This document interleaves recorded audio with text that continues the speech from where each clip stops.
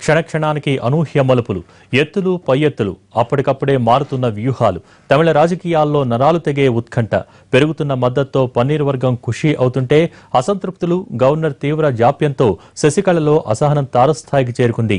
ఊహించని ప్రతిబంధకాలతో షాకుల మీద షాకులు తింటున్న చిన్నమ్మ తాడోపేడో తేల్చుకునేందుకు సిద్ధమయ్యారు. పోయస్ గార్డెన్ నుంచి 80 కిలోమీటర్ల దూరంలో ఉన్న బీచ్ లగ్జరీ గోల్డెన్ బే రిసార్ట్స్ కు భారీ కాన్వాయ్తో వెళ్లారు శశికళ. అక్కడ ఊగిసలాడుతున్న ఎమ్మెల్యేలను ఉద్వేగపూరిత ప్రసంగంతో బుజ్జగించారు. అంతా సర్దుకుంటుందని ఎమ్మెల్యేలకు భరోసా ఇచ్చి వచ్చారు చిన్నమ్మ.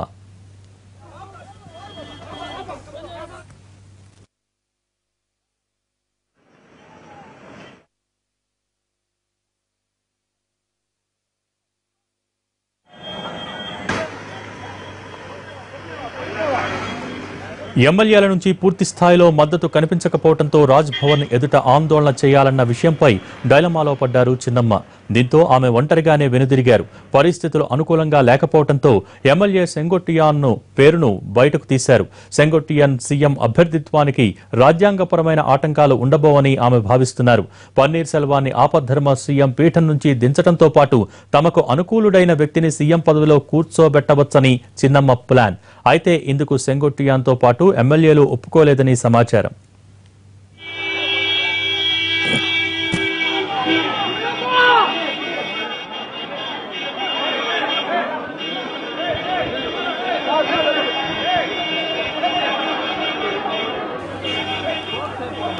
మరోవైపు పన్నీర్ సెల్వం దూకుడు పెంచారు. పెరుగుతున్న మద్దతుతో శశికళ వర్గాన్ని వ్యూహాత్మకంగా దెబ్బకొడుతున్నారు. ఇప్పటికే విద్యాశాఖ మంత్రి పాండ్యరాజన్, ఇద్దరు ఎంపీలు అశోక్ కుమార్, పిఆర్ సుందరం, తిరుపూర్ ఎంపీ సత్యభామ పన్నీర్ సెల్వం గూటికి చేరారు. అన్నాడీఎంకే వ్యవస్థాపక సభ్యుడు, ఆ పార్టీ అధికార ప్రతినిధి పొన్నియన్ కూడా చిన్నమ్మకు ఝలక్కిచ్చారు. కోశాధికారి శశికళ నమ్మిన బంటుగా ఉన్న దిండిగల్ శ్రీనివాస్ కూడా పన్నీర్కు జై కొట్టారు. అటు తమిళ సినీ నటుడు శరత్ కుమార్ కూడా పన్నీర్కు సపోర్ట్ ఇచ్చారు. దీంతో సెల్వం వర్గం మరింత పుంజుకుంది. పరిస్థితులను గమనించిన శశికళ గవర్నర్ విద్యాసాగర్ రావుకు ఇప్పటికే లేఖ రాశారు. జాప్యం చేయకుండా ప్రభుత్వ ఏర్పాటుకు తనకు అవకాశం ఇవ్వాలని కోరారు. గవర్నర్ నుంచి సానుకూల స్పందన రాకపోతే చివరిగా సెంటిమెంట్ అస్త్రాన్ని సంధించాలని వ్యూహరచన చేస్తున్నారు చిన్నమ్మ.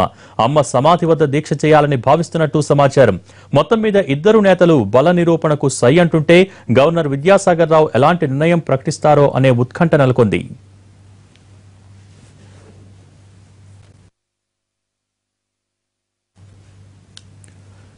ఇప్పుడు అందరి దృష్టి రాజ్ భవన్ వైపే. పన్నీర్ సెల్వం, శశికళ ఇద్దరు బల నిరూపణకు అవకాశం కోరారు. ఎవరికి వారు తమకే మెజార్టీ ఉందని చెబుతున్నారు. 130 మంది ఎమ్మెల్యేల మద్దతు పత్రాలను కూడా శశికళ సమర్పించారు. గవర్నర్ ఆదేశాల మేరకు ఆ విషయాన్ని పరిశీలించేందుకు ఎమ్మెల్యేలు ఉన్న శిబిరాన్ని అధికారులు సందర్శించారు. వారి లెక్కల ప్రకారం శశికళకు కనీసం 92 మంది సభ్యుల మద్దతు ఉన్నట్టు తెలుస్తోంది. వీరిలో 20 మంది బయటకు వచ్చేందుకు సిద్ధంగా ఉన్నట్టు పన్నీర్ వర్గం ప్రచారం చేస్తోంది. మరోవైపు పన్నీర్ సెల్వంకు మద్దతు పెరిగినప్పటికీ మెజారిటీ సాధించేంత బలం లేదని అర్థమవుతోంది.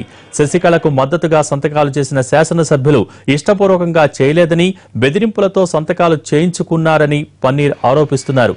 ఈ విషయాన్ని గవర్నర్ దృష్టికి కూడా తెచ్చారు. ఈ అంశాలన్నింటిపైన రాజ్భవన్ వర్గాలు దృష్టి సారించాయి.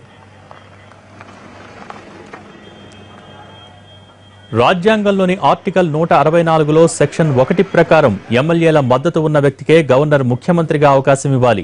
అయితే శశికళ ప్రస్తుతం శాసనసభ్యురాలు కాదు. కేవలం పార్టీ నేతలు ఆమెను శాసనసభాపక్ష నేతగా ఎన్నుకున్నారు. ఆర్టికల్ 164లోని సెక్షన్ 4 ప్రకారం గవర్నర్ ఆమెకు అవకాశం ఇస్తే ముఖ్యమంత్రిగా బాధ్యతలు చేపట్టిన 6 నెలల్లోపు ఆమె శాసనసభ్యురాలిగా ఎన్నిక కావాల్సి ఉంటుంది. కానీ అక్రమాస్తుల కేసులో సుప్రీంకోర్టు శశికళను దోషిగా తేలిస్తే ఆమెకు ఎమ్మెల్యేగా పోటీ చేసే అవకాశం కూడా ఉండదు. అప్పుడు మళ్లీ సంక్షోభం ఏర్పడుతుంది. అలాంటి సంక్షోభం మళ్లీ రాష్ట్రం ఎదుర్కోవటం సరికాదని గవర్నర్ భావిస్తున్నారు. ప్రస్తుతం రాష్ట్రంలో ఆపద్ధర్మ ప్రభుత్వం సజావుగానే నడుస్తోంది. పన్నీర్ సెల్వం సర్కారు పాలనపై వ్యతిరేకత లేదు.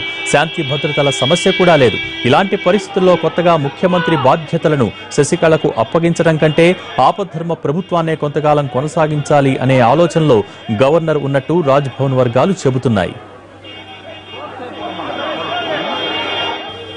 గవర్నర్ జాప్యం చేస్తున్న కొద్దీ ఒక్కొక్క అవకాశం జారిపోవటమే కాకుండా కొత్త ప్రతిబంధకాలు ఎదురవుతున్నాయి శశికళకు. అటు పన్నీర్ బలపట్టం కూడా ఆమెను కలవరపాటుకు గురిచేస్తోంది. ఎలాగైనా సీఎం పీఠం అధిరోహించేందుకు, పార్టీలో పట్టు నిలబెట్టుకునేందుకు తన ముందున్న అన్ని ఆప్షన్లను పరిశీలిస్తున్నారు చిన్నమ్మ. 1. గవర్నర్ అవకాశమిస్తే బలం నిరూపించుకోవటం, ఇందుకోసం ఎమ్మెల్యేలు చేజారకుండా గ్రిప్లో పెట్టుకోవటం. 2. తనపై ప్రజల్లో, నేతల్లో వ్యక్తమవుతున్న వ్యతిరేకత దృష్ట్యా అందరికీ ఆమోదయోగ్యుడైన, తనకు నమ్మిన బంటు లాంటి మరో వ్యక్తిని తెరపైకి తేవటం.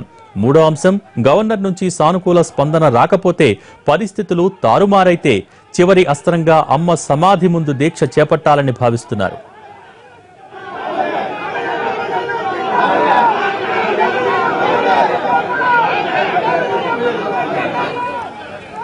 తమిళనాడు